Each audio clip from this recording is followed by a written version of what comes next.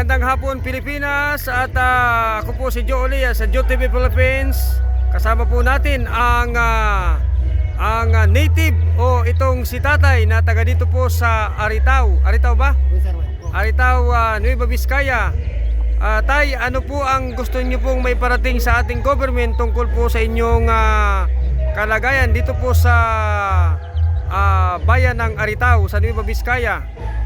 Ang gusto ko may parating sa Pangulo ay sana yung plano nilang mamina ng ating bundok, sana hindi matuloy yun. Dahil pag natuloy yun, kawawa kami. Mawawala na yung mga tubig namin, tsaka masira yung kabundukan namin, sir. So aside po dyan sa mining na inyong sinasabi, ano pa po ang inyong gustong may parating sa ating pamahalaan po, tatay?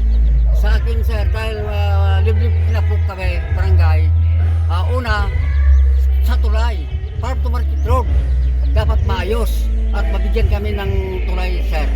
Okay, ano po ang inyong kabuhayan sa ngayon, tatay, dito sa Aritaw?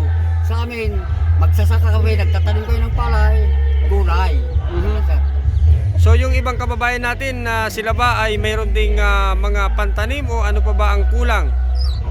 Ganun din ang ko namin dito sa aming nasakupan, lalo na dito sa Aritaw, sir. Ito pong kamuti, tay, nagtatanim pa kayo ng marami niyan? Oo, sir, yung mga kapitbahay namin, mga hektar yung tinatanim, sir. So yan, mga kababayan, ang ating panayam kay tatay dito po sa Nueva Vizcaya, dito sa Aritaw. Tay, makakaasa po kayo na makakarating po sa ating Pangulo at sa pamahalaan ang inyong mga inaing dito sa bayan ng Aritaw. Maraming salamat po. Salamat, sir. Salamat. Sana mapagbigyan yung mga hinanaing namin na mahirap na pook. Sige tay, at ipaparating po natin sa ating Pangulo. Maraming salamat Pilipinas. Ako po si Joe Olia ulit at sabi nga, samahan kami ng paglalakbay para marating ang mga laylayan sa iba't ibang probinsya sa Pilipinas. Magandang hapon po.